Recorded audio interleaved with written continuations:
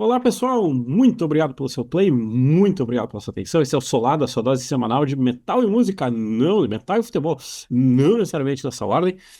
O Solado número 91, sempre erro, nos últimos programas eu ando errando a entrada, mas é 91.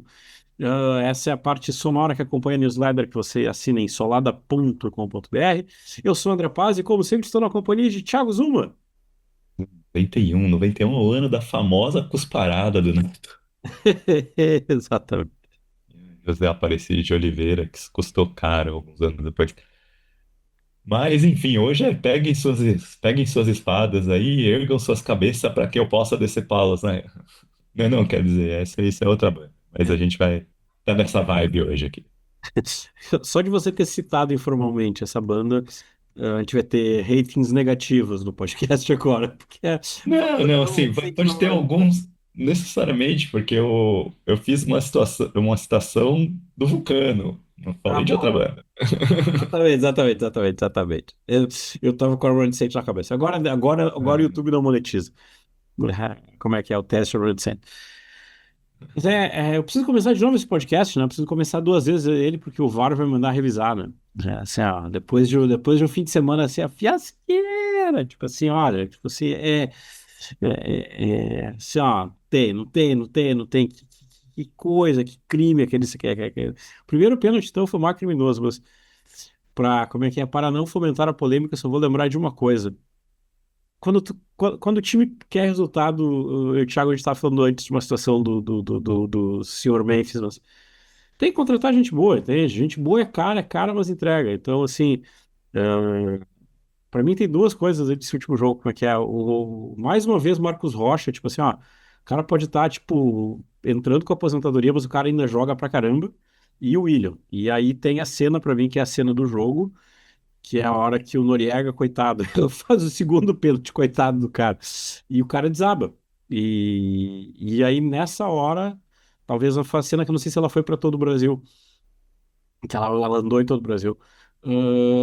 O William e quer dizer, o Marcos Rocha encosta no Noriega, chega no cara e manda, "Não, calma, respira, é futebol." Vem o William também e encosta no cara. E depois o cara, tipo assim, o segundo tempo dele é outro, entende? Imagino que o vestiário deve todo mundo ter ido pra cima do moleque também. Mas assim, é gente boa entrega, entende? Gente boa é cara, mas gente boa entrega. Ponto. Sabe? É simples.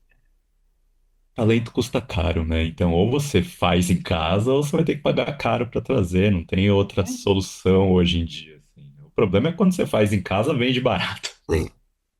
E aí não consegue comprar para trazer de fora, porque, enfim, eu não quero falar de Corinthians hoje, porque isso vai me dar raiva. E se ficar fazendo associação desse podcast com o Corinthians, é capaz de aparecer um credor aí para cobrar da gente.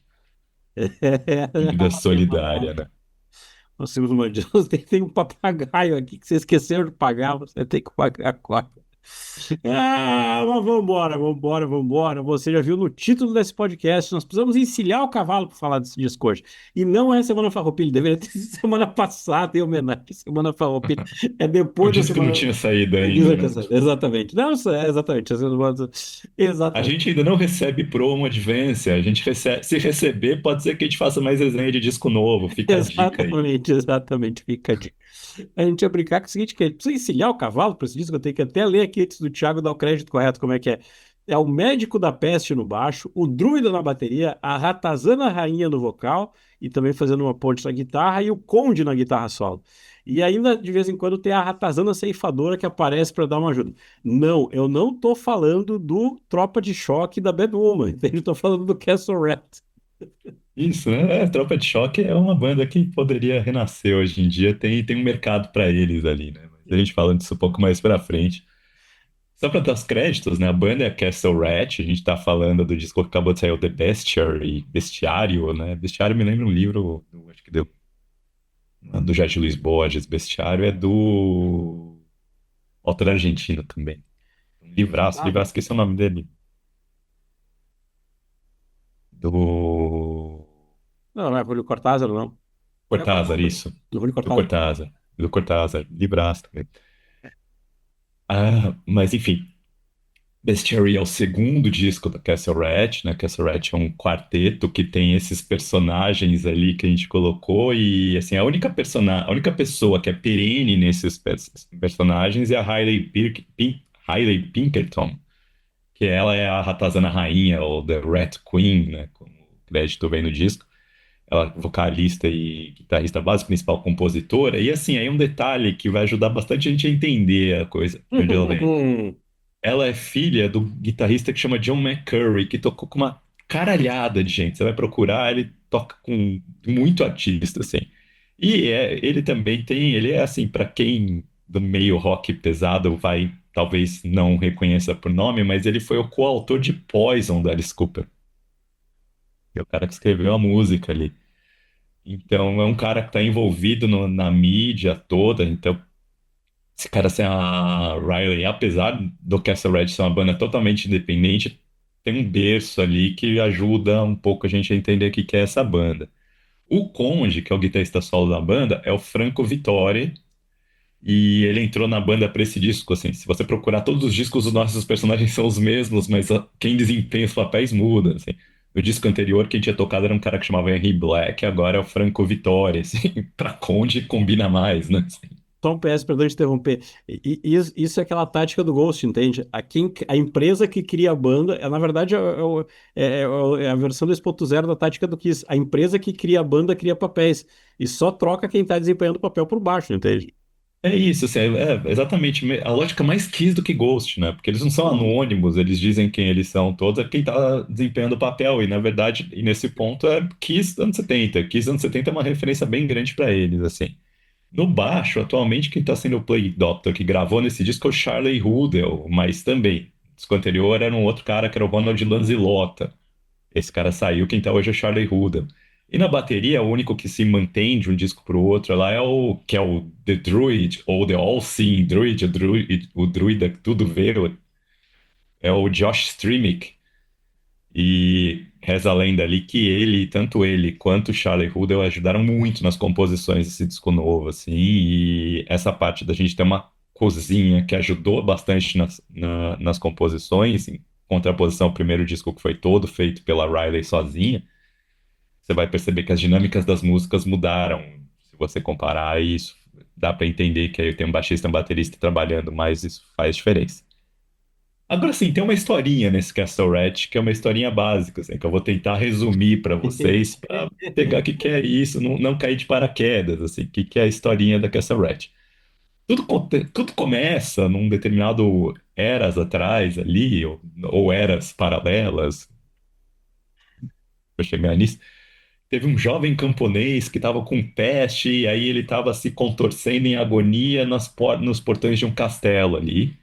E foi aí que apareceu a própria morte, a morte, The Death. E disfarçada de da ceifadora, da ratazana ceifadora, ou The Rat Reaperess, que é o nome da personagem.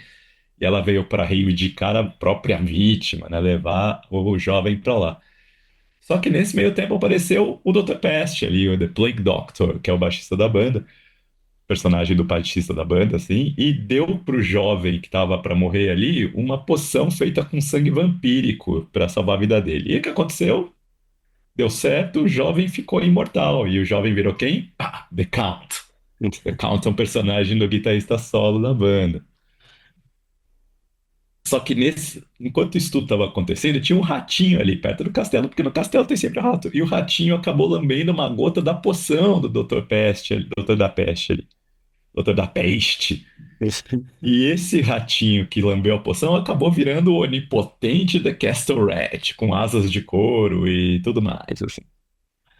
E o que que esse Castle Rat fez? O ratinho do castelo acabou fazendo, o onipotente rato do castelo agora fez, ele abriu uma fenda na estrutura da realidade e levou para ele, e levou toda essa galera para uma outra dimensão. O Plague Doctor, o Count e quem que foi junto? Uma moça que estava ali só observando toda a ceninha do castelo ali, né? Nessa outra dimensão, o que aconteceu com a moça? A moça virou a Red Queen. E eles encontraram quem? Encontraram o Druida, que tudo vê, assim, né? O The All-Seeing Druid, ou The Druid, que é o baterista da banda. E aí a Red Queen virou a rainha Ratazana, jurou que vai proteger esse novo reino que eles estão lá de quem busca destruí-lo. E quem que busca destruí-lo? A Ratazana ceifadora, que ela tá puta. Por que que ela tá puta? Porque ela tinha roubou a vítima dela ali. E ela seguiu nessa eterna perseguição entre eras e dimensões, porque afinal de contas a contagem de mortes está errada, né? Já que salvaram o cara que ela estava vindo buscar, assim. Só pra gente terminar os créditos, a Hatch Murderers é desempenhada ao vivo pela Madeline Wright. Não grava nada, não tem voz dela e nada no disco que eu saiba, mas ao vivo tem uma mulher que interpreta essa pessoa que faz toda a ceninha ao vivo. Eu preciso registrar na gravação a piada do título do nosso roteiro, como é que é? Bum, bum, bum, Castelo Ratoembum. Mas mais do que isso, é o Trololó Metal ganhando força. Como é que é? A gente poderia chamar de Gimmick Metal, que a gente falou tempos atrás, mas é o nosso brioso Trololó Metal. Eu ia brincar com o Chaco o seguinte. Se fosse nos anos 80, isso seria super normal, que eu acho que para mim o primeiro choque é em 2025 você tem um resgate de uma coisa, sei lá, como é que é, banda de abertura do Armored Saint, tipo, sei lá, para mim seria muito assim. E eu acho engraçado como é que eles vêm de Nova York e tem uma performance que sempre no show tem a briga das ratazanas com espadinha, câmera É. lenta, assim, lá total o começo dos shows da primeira tour do Armored Saint, assim, total. Então, né? É isso, né? Gimmick Metal é o que a gente falou, 2025 é a moda do momento, né? A gente vê tanto umas bandas ridículas, fazendo umas bandas fazendo uns negócios meio ridículos, tipo Bring Me The Horizon, Bad Omens, botar logo de black metal na banda pra parecer mais agressivo, se apropriando dessa estética toda, quando você tem a coisa ali do tipo Sleep Talk, fazendo Sleep Talk e Bad Omens também, todo mundo fazendo uma encenação no palco ali, o Bring Me The Horizon também tem isso. Você cria todo um conceito que acompanha visualmente o que a banda tá entregando no disco, assim. Então, acaba tendo esse apelo tóxico da vida, assim, né? Que tem que ter, senão a música não consegue passar, não fura bolhas, assim. Que, pelo menos o Castle Red, que me aparenta do Castle Red, parece mais um pouco mais sincera a forma como eles abordam isso. Música para eles é ainda o carro-chefe do que eles estão fazendo, mas o show tem esse gimmick todo para chamar atenção que está funcionando, né? Para falar, né, que assim, mais ou menos a história de como o Castle Red nasce enquanto banda é que a Riley é nascida em 94, né? Então, jovenzinha ali, tá 30 e poucos anos, 31 anos de idade.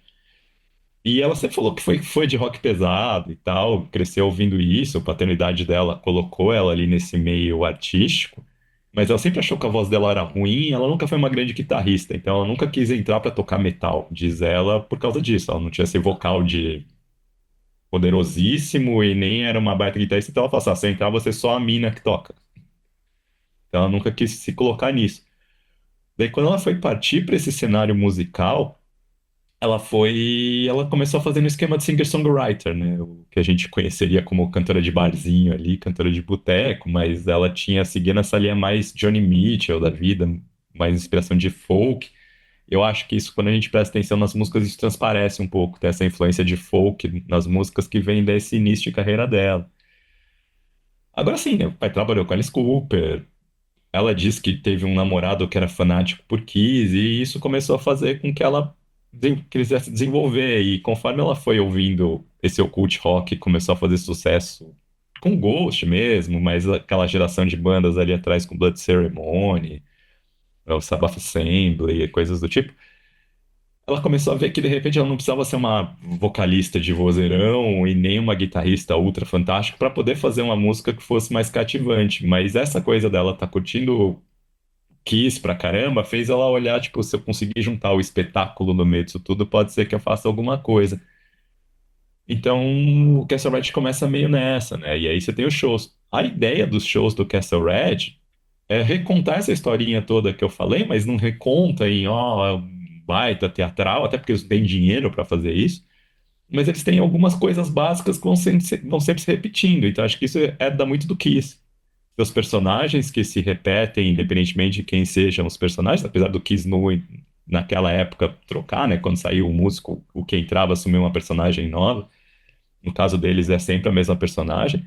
Os personagens são personagens, né? Que é diferente do Ghost, que tem um monte de Nameless Go ali, que pode mudar e ninguém sabe quem que é, mas que na verdade tudo Nameless Go, e enquanto para eles os personagens têm uma. Os personagens têm uma personalidade própria, né, nessa história toda. E assim, vai ter o show, vai ter essa reconstituiçãozinha, as coisas vão sempre se repetindo, que é a lógica Kiss, vai ter sempre o Gene Simmons babando sangue, vai ter sempre, no caso deles, vai ter sempre a batalha climática entre a Red Queen e a Red Hipporess ali, coreografada com dancinho, que vai mudando só conforme ela vai tendo mais orçamento, ela vai colocando coisa a mais, assim. Então, ela vai ter na hora. Eu vi um dos shows ao vivo da turnê atual, a Red Queen, ela morre numa hora, a Red Press primeiro mata ela, daí ela é ressuscitada, e quando ela ressuscita, ela cospe sangue na galera.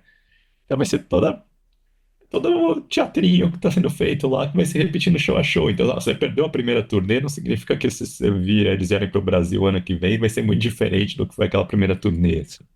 Eles vão sempre sendo a mesma coisa, que isso lembra muito que a Coven faz, né? Que é uma referência meio óbvia também.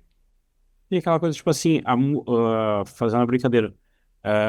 A música já vai estar, tipo assim, mas se eu perdi um show passado, perdi a tour passada e for nessa tour, a ideia é, tipo assim, eu tenho coisas fixas e eu tenho coisas novas que a música é a coisa nova. Não é o trololó que é novo.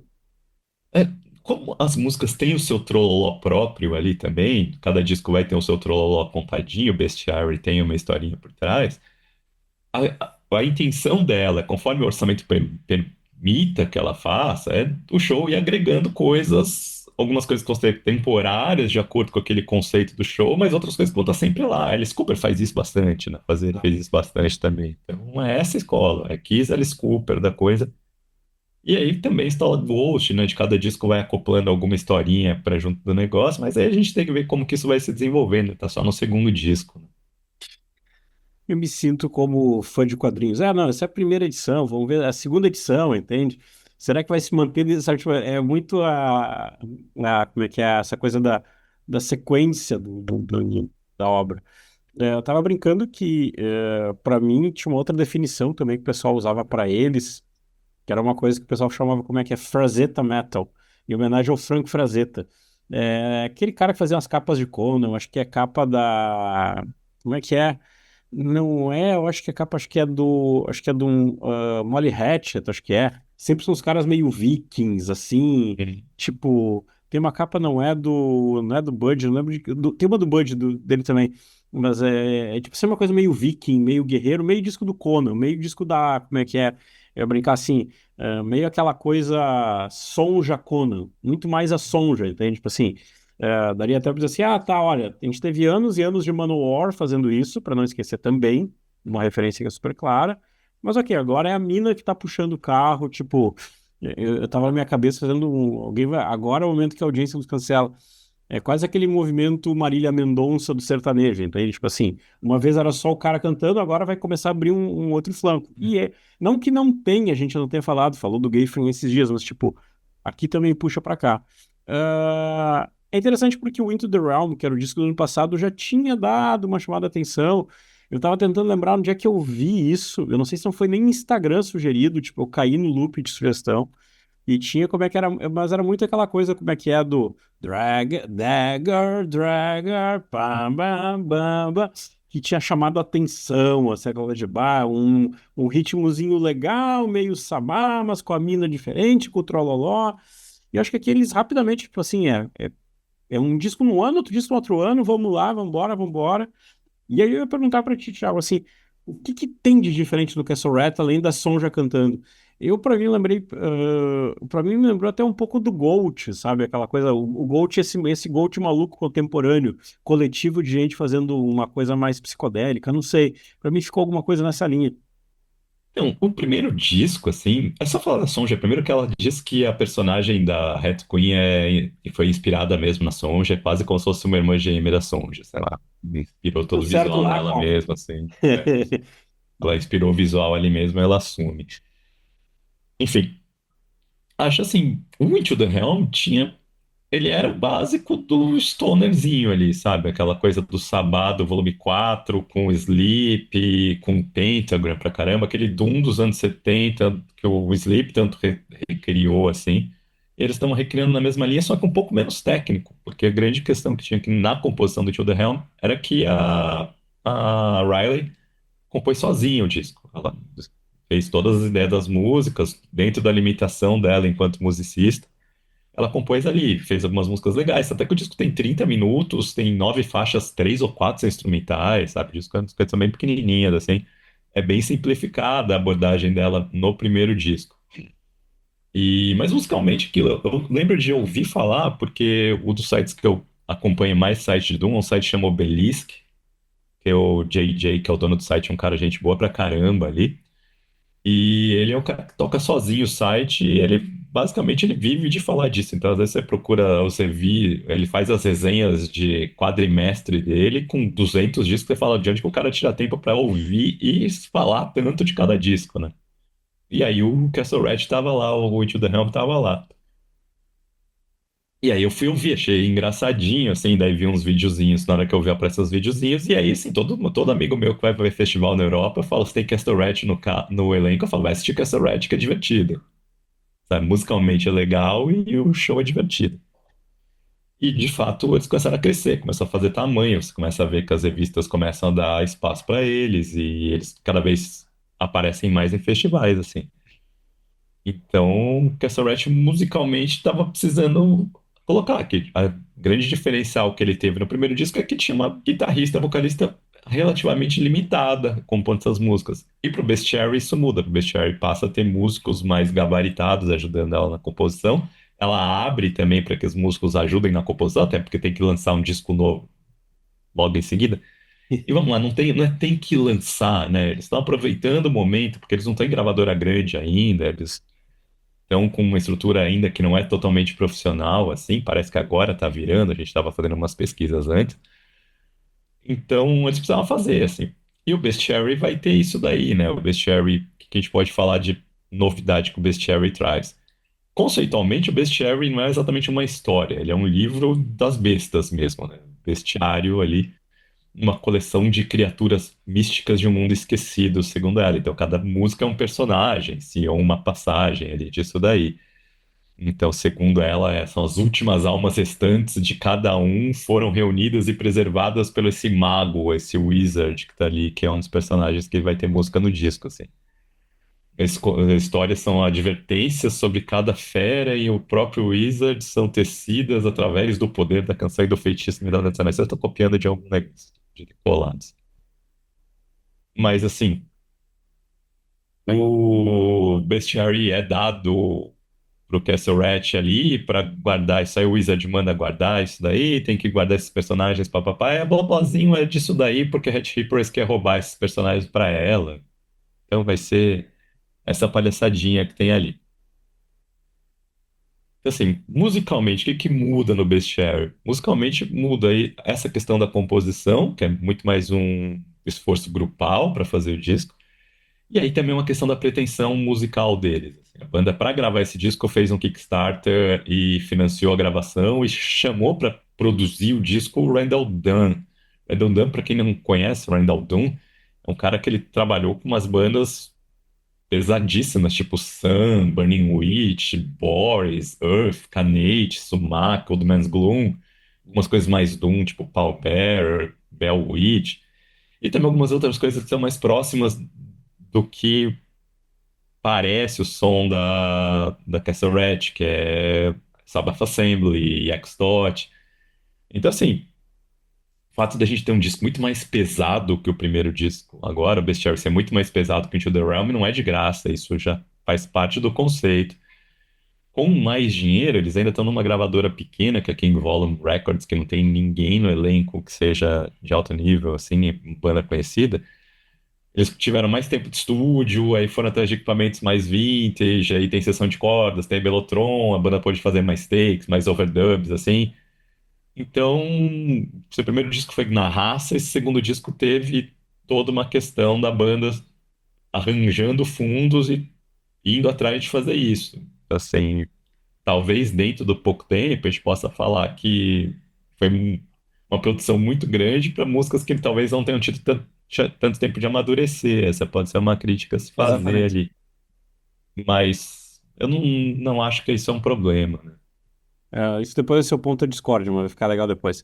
Mas só pra lembrar uma coisa que é divertida, é que o Thiago, quando a gente tava fazendo a produção, a gente começou a rir pra caramba que a gente falou. É uma banda que não tem verbete na Wikipédia. E a gente começou não só como é que é, dois velhos, dois macacos velhos de internet achando um furo na internet, sabe? Tipo, eu tô até agora dando risada, tipo assim, não tem um verbete na Wikipédia. Não, não tem. É que se você tem tempo, vá lá e faça esse favor, faça essa ajuda ao metal, cria um verbete para eles. Mas esse, tipo assim, nem verbete na Wikipédia tem. Olhando para o destaque que teve, olhando para a aplicação, para o investimento, que nem tu falou agora, será que The Bestiary vai aparecer nas listas de melhores do ano, no final do ano? Será que ele é um candidato a aparecer nessas listas? Então, assim, acho que a gente tem que separar um pouco as coisas, assim. Primeiro, assim, o que é divertido é que o próprio Metallica tá com a informação errada, né? Segundo o Metallica, tá colocando que o baixista antigo que gravou o disco, não o baixista novo, né? Então, vi uma entrevista que a banda já era já é o baixista atual que gravou.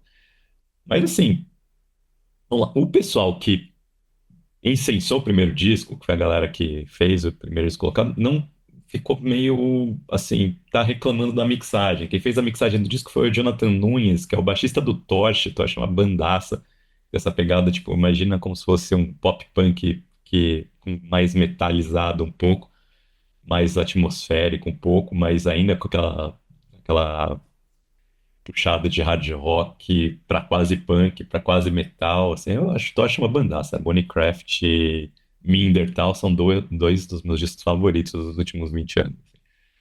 Mas assim, voltando pro Nunes, o Nunes tem um estúdio na Flórida, ele costuma ser engenheiro de som, assim, mas ele só toca, não tem tanto histórico de mixagem para outras bandas que não sejam as próprias discos do Tosh.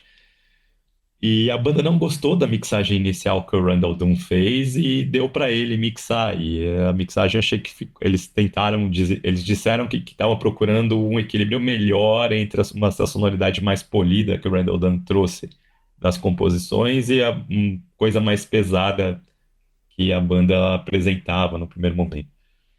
Então, eu achei que acabou ficando estrondoso, assim, é uma produção que não facilita a sua audição. E eu acho que isso eu Bom dizer. reconheço como uma coragem da banda de fazer isso.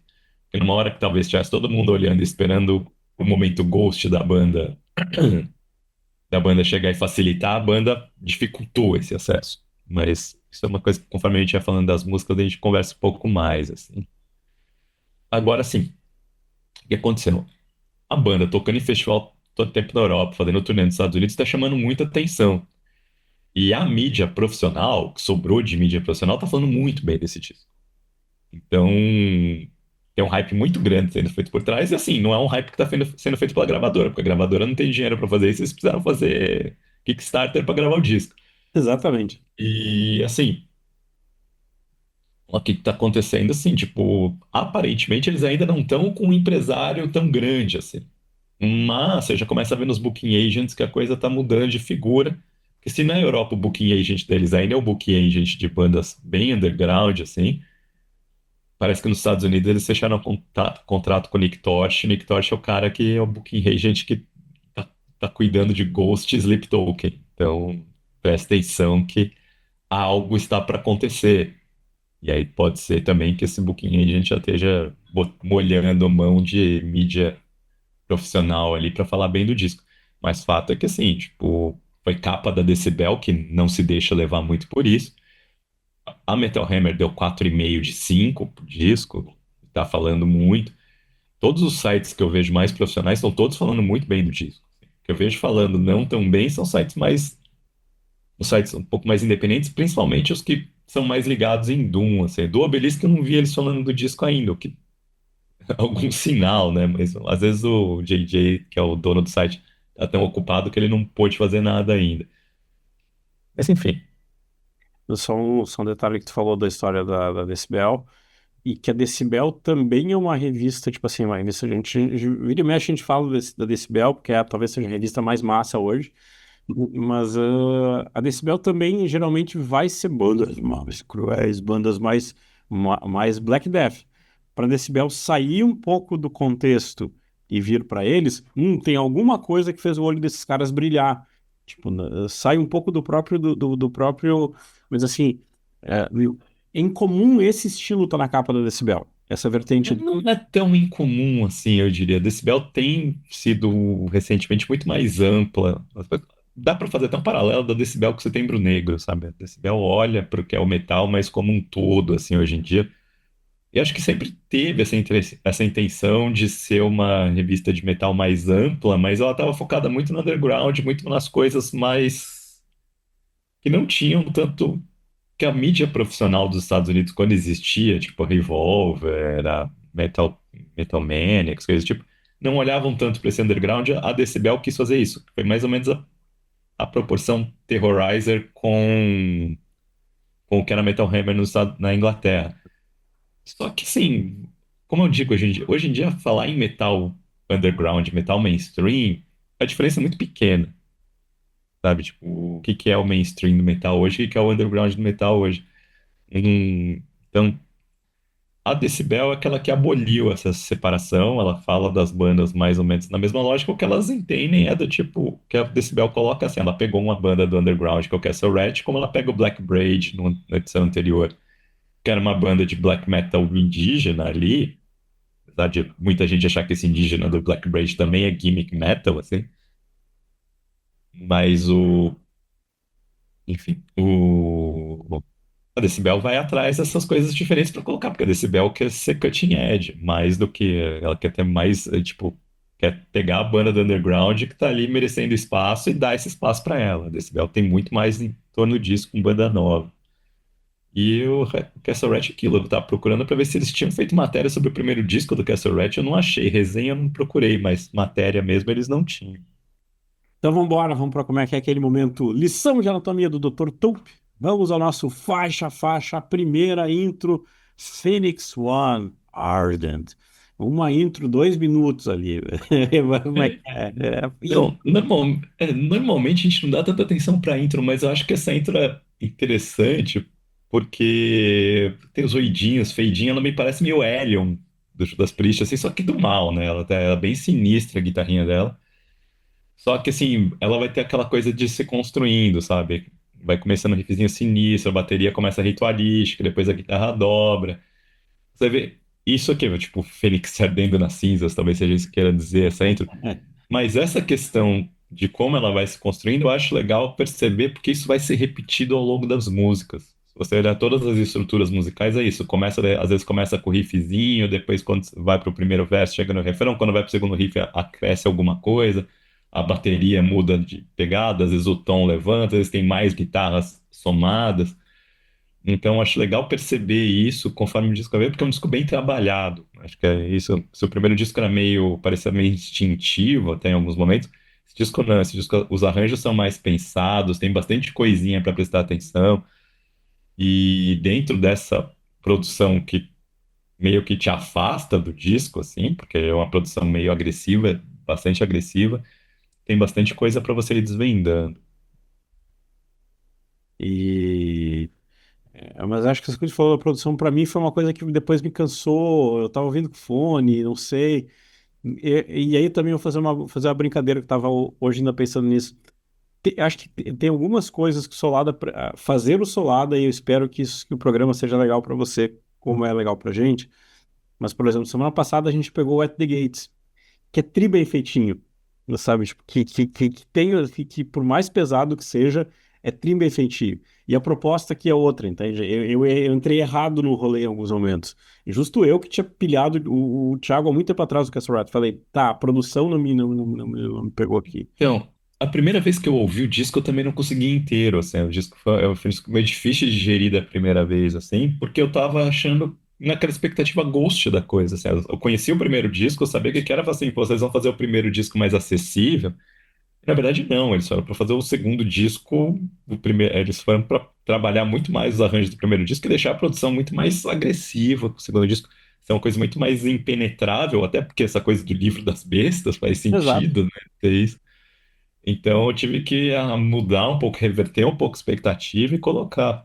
E aí também será que o primeiro disco é um disco de 35 minutos, esse disco tem quase 50, né? Então, Uhum. maior, uma produção mais densa. Então, prepara o espírito. Não, não vai ser, não é um disco tranquilinho, facinho de ouvir de uma banda que Exatamente. tá querendo. Ele parece fácil, mas ele não é fácil. É, acho que é a Exatamente. brincadeira. A banda que só tá preocupada em fazer showzinho e o resto da música é qualquer coisa. Não, a música não é qualquer coisa nesse disco, é bom prestar atenção nisso. Exato. Aqui talvez a gente começa a, vamos, como é dizer assim, brincando, brincando, brincando, talvez aqui a gente vai começar a ver um dos diferenciais da banda, né, sabe? Para mim é que começa a aparecer isso. Segunda música, para mim, a gente começa, vamos embora. Wolf One, Tooth and Blade. Então, para mim, é a música que começa a mostrar, tipo assim, olha, se você veio de Dagger, Dragger, opa, vai ser um pouco mais trabalhado. Aqui tá o cartão de visitas. É que nem você falou, Hell Electric Eye, aqui funciona, aqui é a melhor descrição possível aqui. É isso, assim, ela vai começar com um riffzinho básico de occult rock, doom rock ali, que vai lembrar um pouco Ghost, assim, eu vou falar que às vezes eu ouço a música, eu até consigo imaginar o Papa cantando essa música, assim. Mas, assim, ela tem um vocal mais etéreo, né, assim, eu acho que a Riley segura bem o vocal da música, assim. Assim, o riff é bem mais grave do que Ghost é normalmente, que é isso, assim, as músicas são mais pesadas, né. É um refrão cantável também, mas não é um refrão tão popzão assim, né? Como como normalmente as pessoas esperariam, sim. Mas acho que é um refrão cantável, um refrão fácil de você levar assim. Pegar. Não é tão impenetrável o refrão quanto a sonoridade do disco, eu diria desse jeito, mas assim, aí a gente volta para aquela coisa da intro, né? Tipo, no segundo verso, a guitarra tá dobrada, o riff vem uns leadzinho por trás, o vocal vem dobrado de novo, vai ter uns leadzinho perdido no refrão de novo. No solo, ela vai ficar muito pesada, e aí me lembrar que era coisa que tava tentando achar isso. Me lembra muito Mastodon, o jeito que a seção rítmica, o peso da seção rítmica se constrói. E aí foi isso que eu tava falando, eu tava querendo associar aqui isso, porque eu tava associando como se fosse Sleep. Sleep faz um pouco disso, mas o peso, do jeito que a coisa tá, a parte de baixo da bateria me lembra bastante Mastodon, daquela fase do Mastodon inicial, assim. Não tão técnica quanto Mastodon, porque não é a proposta do Castle Rat ser técnico, mas o jeito do peso, assim. Quase, então daria pra dizer que alguma coisa entre o Sleep e o Mastodon, essa parte de como o ritmo desse disco tá. Então não é um ritmo fácil também, não é simples de se acompanhar, né? Só pra falar assim, essa música no show que eles estão tocando agora é a única referência que tem de um personagem novo, que aparece um lobo branco ali dançando durante essa música no show atual. E depois a Rat Queen dá aquela consagração com a espada no lobo branco ali. Mas é a única coisa de gimmick do disco novo, assim. Depois vamos para três, Wizard, Crystal Heart. Aí eu ia brincar como é que é. Se o Black Sabbath tem The Wizard, o Castle Rat tem Wizard, tá? Tipo, sem, sem, sem merchan para o curso de idiomas em inglês, Wizard. E eu gosto pra caramba da melodia do vocal uma hora que é Within, como é que é? Within, a creature is feeling. Tipo, ali tem uma melodiazinha vocal legal de começar balançadinha na cabeça, assim. E eu acho que pra mim é o que vai ser, para mim das que vão ficar diante do disco, essa música aqui pra mim também seria a que eu puxaria do disco, assim, tá? Isso aqui que sobra pra mim do disco, das que eu mais gostei, acho que do disco. É, não, só pra colocar, né? Que a gente tá colocando, falando os nomes assim, como tá no vinil, né? Que é. Quando você procurar nos streams, só tá o Wizard, né? Todos em caps, assim, mas o vinil tem dois pontos e mais ou menos indicando o que é daí. É Wizard Olha, Crystal você é Heart, essa né? banda que coloca diferenças em quem comprar a obra física, mas tudo bem, não vamos citar de novo, sério, desculpa. Exatamente, isso, né? Então, mas essa música, assim, ela tem uma pegada meio New Wave of British Heavy Metal ali, mas é um riff mais sinistro um pouco, assim, soturno, assim, e aí ela vai cair, assim, naquela facilidade do Sabbath, Sleep, Pentagram do primeiro disco, então ela é um pouco mais fácil de chegar. O que eu acho legal dessa parte da ponte que você falou, a guitarrinha por trás dela, assim, a guitarrinha dela dá uma cavalgada, assim, que eu acho legal pra caramba, o refrão é facilzinho, e aí dispara a bateria. Chega na hora que chega no. Na hora que ela vai passar pra parte Czinha lá, pedalzão dispara, o batera que é o druida carrega no ride a música ali. E aí arrasta de novo, volta, dá um grito, volta pra cadência inicial. Então, aquilo que eu tô falando, a música vai se construindo, como as transições dela são muito bem feitas, assim, no disco. E aí ela volta pro refrão, retoma o riff do início, ganha peso. Vai ter um épico, um solo final bem épico, assim, metal pra caramba, que eu tô pensando o que que me lembra esse solo final. Não sei se Maiden, se é alguma outra coisa, né? Esse solo final me lembra muito alguma outra música clássica de metal, assim, metalzão clássico, que eu não consegui identificar até acabar isso aqui, mas daqueles solos cativantes de final que você termina a música empolgada, Solo assim. consagrador, digamos assim. É isso. Faixa 4, Siren, The Pearl of Promise. Eu acho que pra mim é uma música que ela vai precisar de uma metade da música pra chegar onde ela quer chegar, mas daí depois ela compensa. Depois quando ela chegar, ela diz valeu, espera, segue o baile. É, se não me engano, essa é a música que fechou o show, né? É a música que ele tá fechando os shows dele atualmente. E eu gostei bastante dela, assim. Ela começa nessa pegada meio tribal, essa intro de bateria, assim. Aí os riffs vão carregando a bateria, vai ficando meio tribalzona, assim. E ela não é, a gente fala de ser impenetrável, ela tem um refrão, mas o refrão não repete a letra do refrão, cada vez do refrão dela com uma letra diferente, é sinistro pra caramba esse refrão, assim. Depois ela vai ter uma parte que fala o Mastodon, ela vai entrar, vai ganhar atenção, vai ter um riff que é bem Mastodon na fase final dela ali. Outro solo que é bem metálico, tem até um ela solta até um do Tom Walker no meio, na hora que entra nessa parte pesadona, assim. Então, e vai terminar dando um grito, assim, é uma música legal pra caramba, assim, eu acho uma das melhores músicas do disco mesmo, pesadona, funciona bem pra caramba. Então vamos pra 5, Unicorn, Carnage and Ice. É a mais longa, eu entendo a proposta, mas aqui pra mim foi a hora que me deu uma canseirinha, que eu tinha falado antes. Pra mim foi a hora que eu comecei, pra começar a dar uma cansada pra mim. Então, essa aí é a música mais longa e mais sinistra do disco. E ela me lembra Yob, cara. E aí isso me mexeu na hora que eu ouvi isso pela primeira vez. Foi a hora que eu falei, cara, é Yob mesmo que você tá falando, sabe? Tipo, riff distorcidão, uma introspectivo, é sinistro, sabe? O vocal quando entra é bem etéreozinho, sabe? Tipo, depois quando. Aí que a gente fala, quando a música vai se construindo, quando volta pra música depois do primeiro refrão, volta pro riff, o riff, aquele riff sinistro tá dobrado com uma parte sem distorção. Ela vai colocando assim, sabe? Tipo, quando entra esse riff mais pesado, vai lembrar Electric Wizard, sai do Yob pra Electric Wizard. Então você tá vendo, tipo, as referências muito mais pesadas que as coisas estão acabando tá colocando ali. O refrão arrastadaço, assim, os tempos meio bizarros de cantar, sabe? Ela vai retomar essas iobices de Yob do início ali, mas ela vai ter mais peso, vai ser mais cacofônico, assim, termina arrastando tudo estourando em peso e distorção. É uma música muito difícil, assim, você imagina, assim, tipo, se a gente tá falando que você queria, o Castle Right, vamos fazer uma referência com o Ghost, acaba essa referência aqui, o Ghost nunca fez Total. nada parecido com isso, assim. Total. Mas tá, não, não, exatamente. O IOB faz sentido total. O IOB faz sentido total a história aqui.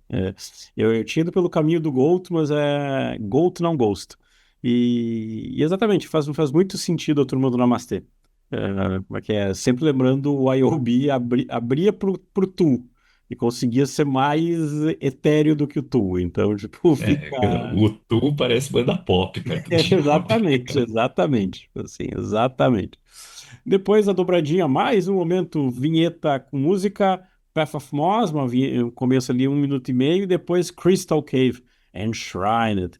E eu acho legal que, assim, tem um jeito dela cantar, agora, depois você falou a história dela ter a passagem no momento, como é que é? Um banquinho, um violão, volume 38. Essa coisa de barzinho dela, eu acho legal isso, eu acho que ela até segura legal quando é uma hora mais calma, mas de novo, isso não é uma carta para usar sempre, entende? Tipo assim, isso é uma carta que tem que estar na manga para saber usar na hora do disco. É isso, assim. O que é legal, assim, que a gente tá colocando junto como se fosse uma vinheta para outra, mas a Path of Moss, na versão de vinil, ela termina o lado A, né? Então ela acaba sendo meio que depois da música mais caótica que ela tem, entra uma parte mais respirozinho, um interlúdio, uma guitarra, uma basezinha semiacústica, um solinho melodioso, climinha ali, né? E aí vai conduzir, mas se você pensar que depois você tem o Caminho de Músicos e depois você tem a Caverna de Cristal, né? É. Então pode ser que seja uma coisa leve à outra, assim. Talvez fosse essa a ideia deles com o disco mesmo. No vinil só tiveram que separar em alguma hora, separar ali por questão de tempo. Ou voltamos àquela outra história, voltamos àquela coisa da outra banda, ou talvez 2025 uma banda que entende que tem o streaming, mas tem um extra a mais pro cara que investiu na forma do vinil. É isso, né? Pode ser, Tá mas o compensando? fato é que, tipo, a Perfumosa dá um respiro, né? Depois da música ultra tensa que você veio ali, aquela música mais impenetrável, você tem uma música facilzinha, mais facilzinha. A Crystal Cave também é a power ballad do disco. A gente colocar ali, talvez seja uma música ali que dava pra fazer um clipezinho ou editar um pouquinho, porque é uma música de 6 minutos, se não tô enganado. Sim. E ela é uma música de 5 minutos, 4 minutos e 56. Mas talvez até dê pra deixar ela inteira ali. Mas é aquilo, assim, acho que a gente tá falando, tipo, das músicas se construindo, ela vai ter cordas, assim. Eu não achei o crédito de quem grava as cordas nas entrevistas, eu não vi eles falando, mas tem cordas que foram colocadas isso aqui. Não foi sampleado, eu tava, quando eu escrevi aqui, eu até coloquei sampleado, depois eu li uma entrevista que eles acresceram cordas mesmo, contrataram alguém pra fazer. Mas aquilo, aquela parte que a gente falou, começa meio folkzinha, tem um refrão fácil de cantar, mas aí vai, segunda parte, quando repete, sai do primeiro refrão, vem tensão na música, a música cresce, o segundo tom, o segundo refrão vem mais alto. O vocal me lembra Gathering, não exatamente pela perfeição vocal, nem de longe a Riley chega perto da Neck, mas o jeito que a vozinha vai se construindo, o jeito que ela canta com um certo brilho na voz ali, uma certa alegria cantando a letra. Me lembra um pouco a Neck, a voz não fica tão longe ali, apesar da afinação não ser comparável. E aí vai ter uma orquestração mais tensa para colocar ali. É uma música que não tem solo, mas ela cria climinhas atmosféricos para colocar. Vai terminando com o refrão em repetição, mas o refrão vai repetindo cada vez mais leve. No final termina quase sussurrando o refrão, assim. Então, aquilo que eu falo, a música bem construída, bonitinha, tal. Depois a música mais caótica, uma instrumental bem melodiosazinha e a power ballad do disco, né? Falou de história de clipe. Não se surpreenda se ela virar clipe depois, porque eu lembro que no primeiro disco teve mais clipe que foi saindo depois. E isso é uma coisa Hum. que a gente ia dizer que a estrutura dos clipes é também One Man Band, porque é One Girl Band, para falar da forma correta. Porque é o Riley que, como é que é, atua nos clipes, ela dirige, ela edita, chora Portnoy, tipo, é ela que faz tudo ali, tipo.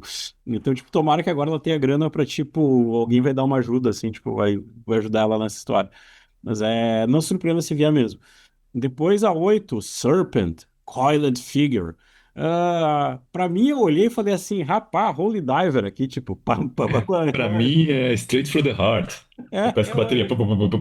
eu Né? olhei e falei, caramba, cadê o Padanova? Tipo, eu olhei e falei, sabe, eu olhei e falei assim, caramba, tipo, veio uma coisa. É legal e eu acho que tem uma malandragem da uma freadinha no refrão, assim. Mas, de novo, aqui é uma coisa que acho que o disco já tá quase capitalizando um pouco no movimento que veio do resto, sabe? Tipo, tá indo para um outro momento, assim, mas não dá para não pensar isso do começo. Essa reta final do disco, as músicas ficam um pouco mais simples, né? Elas voltam, retomam um pouco aquela simplicidade do primeiro disco. Não todas, mas a coisa começa ali na Quiet Figure, tem isso da. Lembra Jill pra caramba, eu vou dizer que não lembra Jill só nessa introdução. O solo final, pra mim, eu quase consigo imaginar o Vivian Campbell cantando o solo final, assim. Só uma pena que o solo final termina em fade, cara, porque solo merecia, esse solo final deveria terminar épico, assim. Mas é assim, de umas guitarrinhas dobradas de New Wave British Heavy Metal ali numa hora. Essa é uma das músicas talvez a mais fácil, mais acessível do disco, eu diria, essa Sim, sim, daí, sim, sim, assim. sim, sim. Exatamente, uma bela definição.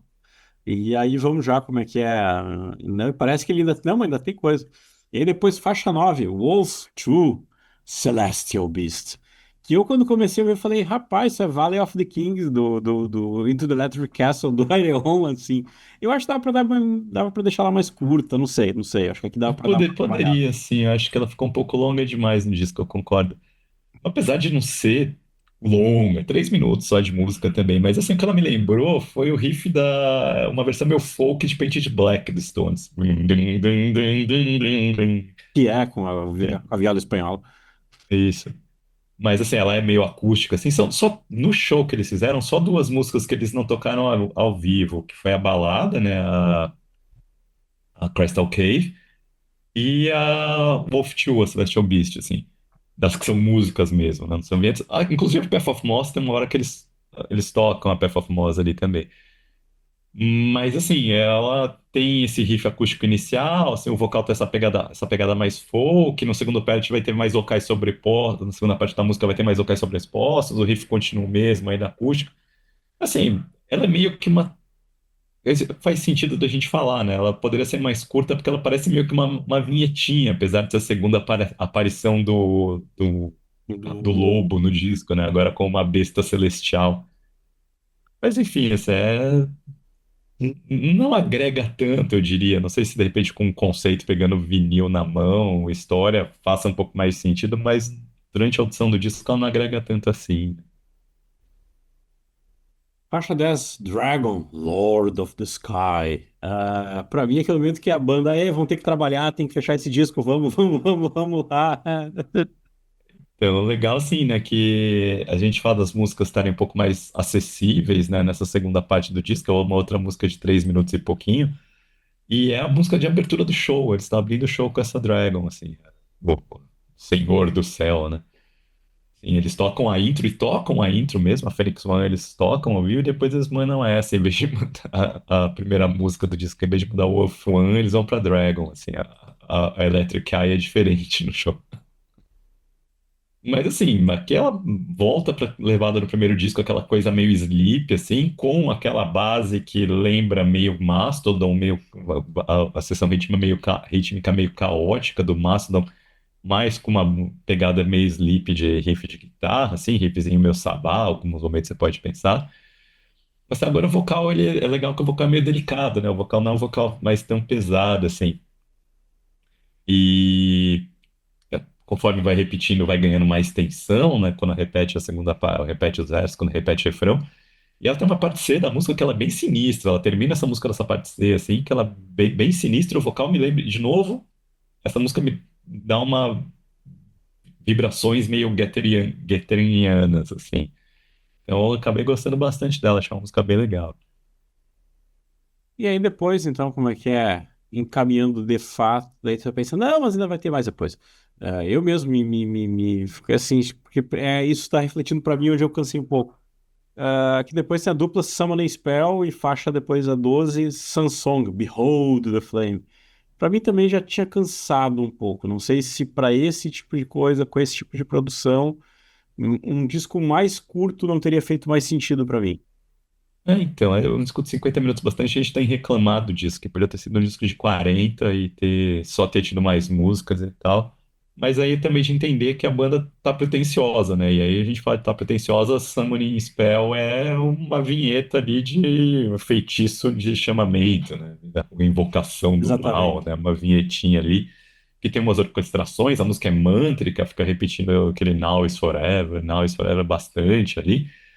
E aí, assim, vendo o show, ela fez um pouco mais de sentido, porque esse Now is Forever é alguma coisa que eles acabam chamando o público. Na hora que tá rolando as batalhazinhas, na hora que rola ali, eles começam a falar do tipo. Começa a ter uma parte de falar o Now is Forever e pedir pro povo cantar Win, This, Helm, complementando, assim. Esse Summoning Spell acaba sendo basicamente não uma tentativa de trazer o que é do show, mas é uma coisa de um ritual do show que está colocado no disco como se fosse uma parte ritualística, assim.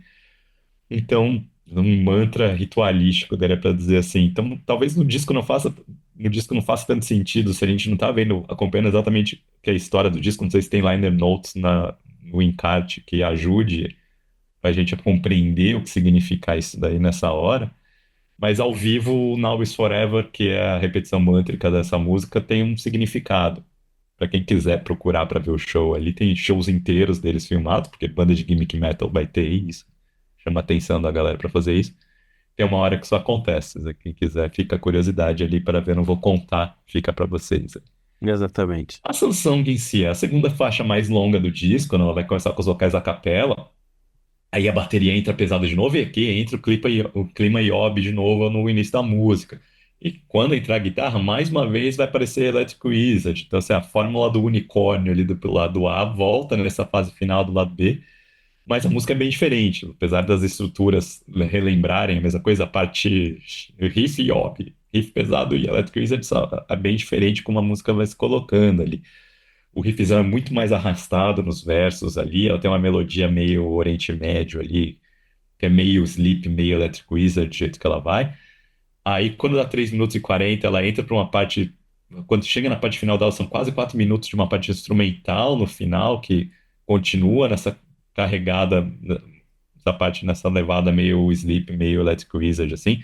As guitarras vão se contrapor, a tensão vai aumentar, o solo começa a ficar uns bends mais ruidosos, a bateria vai ficando cada vez mais estrondosa, de vez em quando entra quase entra um blast beat mesmo ali no final ali, mas a guitarra não entra na fritação, a guitarra tá trabalhando quase em efeitos, sabe? A guitarra chorando em efeitozinhos ali, até virar uma cacofonia completa, caótica no final, só de barulheira, sabe? Aquele clima de finalzão de show, assim. E ao vivo, enquanto isso está tudo acontecendo, rola a batalha, né?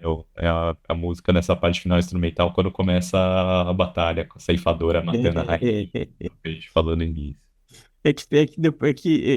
Eu vou acabar com o podcast, eu vou acabar com o episódio.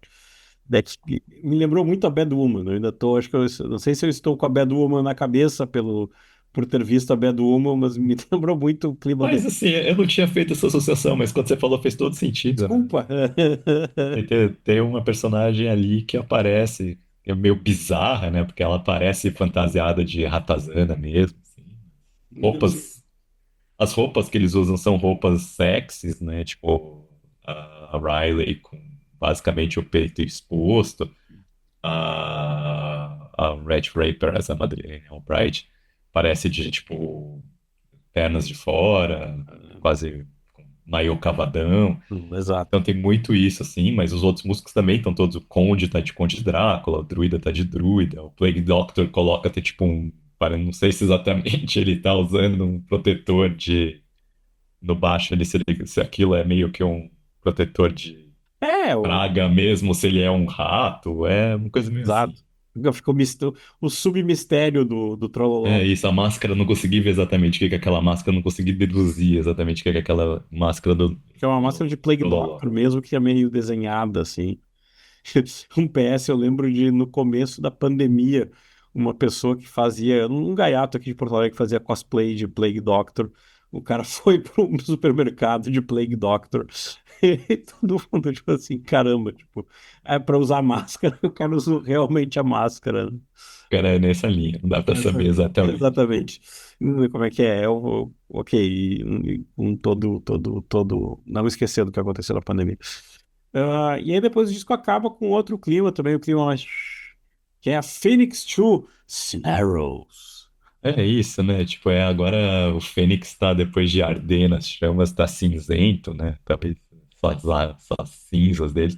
Mas assim, né, é a vinhetinha inicial, só que agora ela tá acústica, né? Eles retomam depois que termina a música anterior, que é a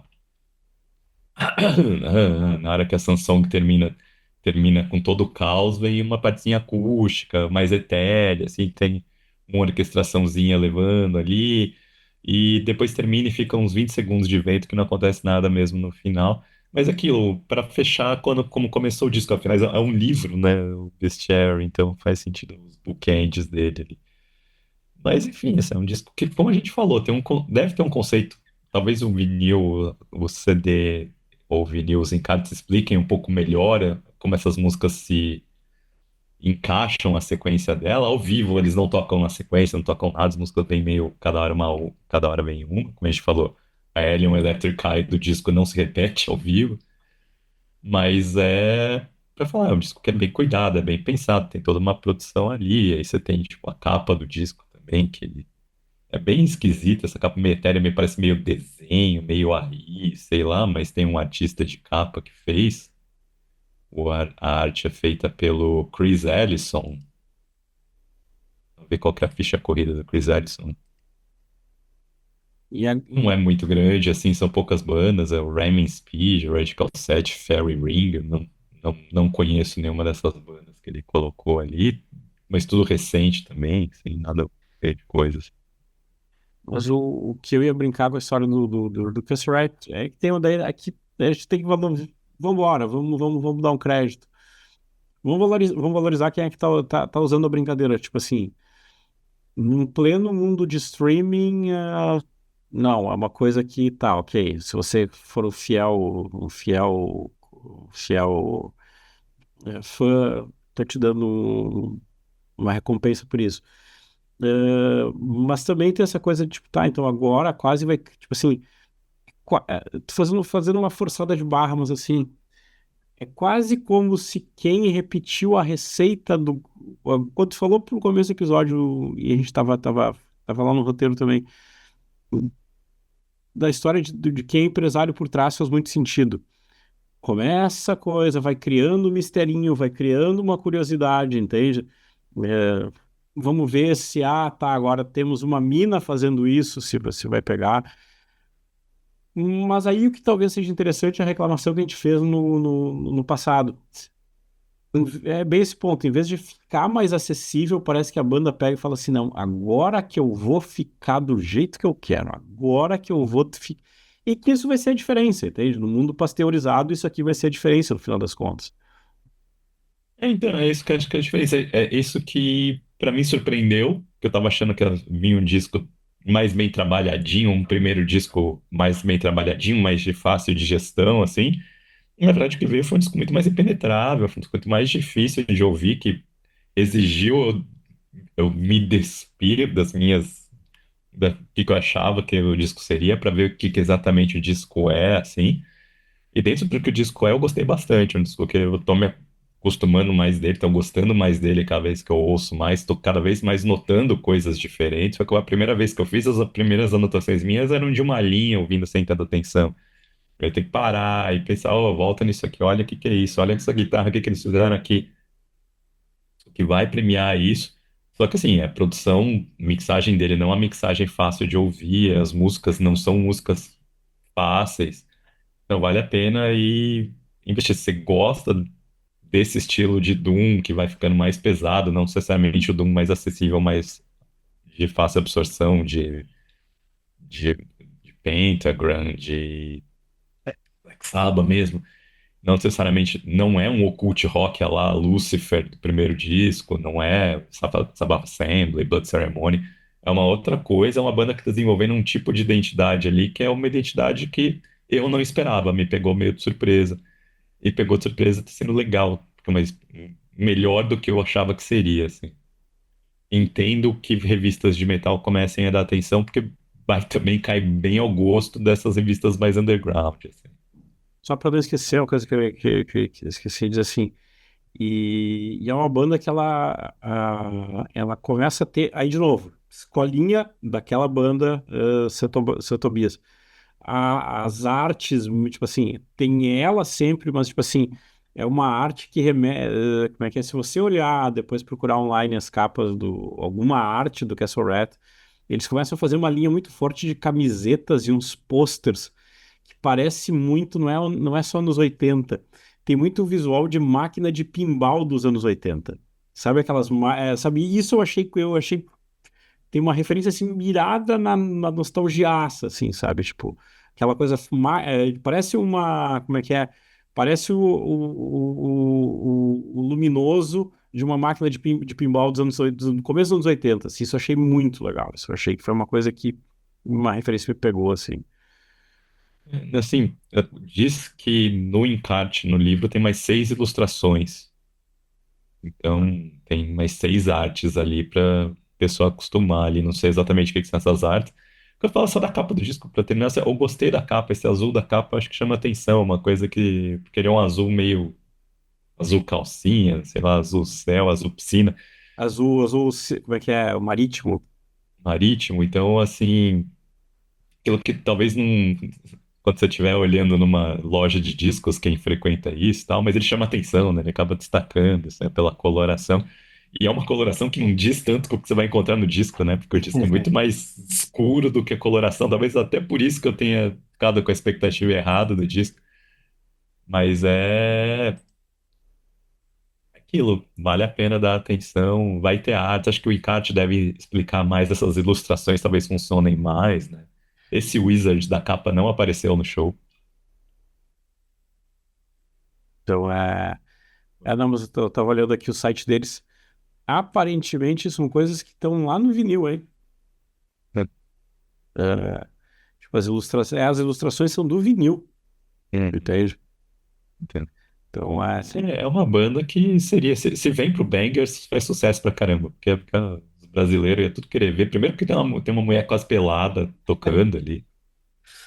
Mas assim, o som é diferente, assim, ia chamar atenção pra caramba. É um daqueles, se eu sou Bangers, eu tava desesperado pra trazer os caras pra tocar aqui, assim, sabe? Ou se eu sou a Mercury e vou trazer o Ghost, era um show de abertura que eu colocaria junto com o Ghost fácil, assim, Ou eu ia brincar pra como é ver que gente. nós não, como é que é? Disclaimer no final desse episódio. Nós não temos nada a ver com, nós não temos nada a ver com bangers, tá? Tipo, apesar da gente estar chutando e estar acertando, o solar da Bet acerta, tá? Como é que é? Já acertamos o Never Score, já acertamos o Gayfree. Tipo assim, estamos. Aqui é uma banda que exatamente. Como é que é? E eu até arriscaria uma banda para fazer aquela noite de abertura, sabe? Pode ser fazer no lugar fechado ali tocando.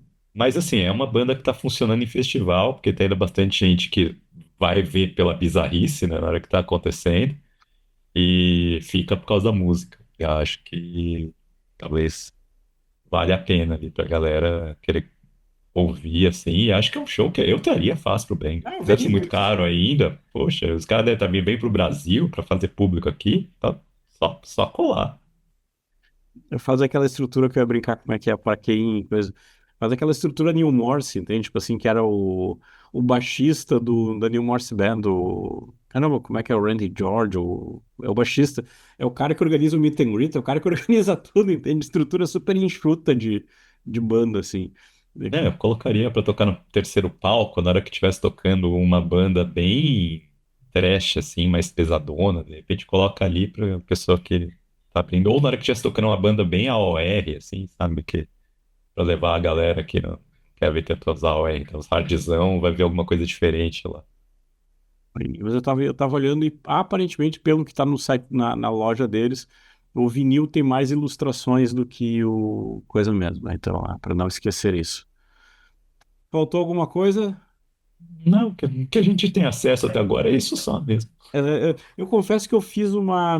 Eu confesso que eu procurei loja de metal, procurei Mercado Livre, nada também até agora. Então, é o tipo de coisa que tem que A ser bem gravadora é certa, mano. pequena, assim, essa, tem que comprar importada. A Amazon, se conseguir mesmo, né? Ou A Amazon direto deles. Global ali, E morrer ou ver com. direto deles, assim. Isso, e, tipo assim, não é nem questão do imposto, é tipo, é topar que vai demorar para chegar.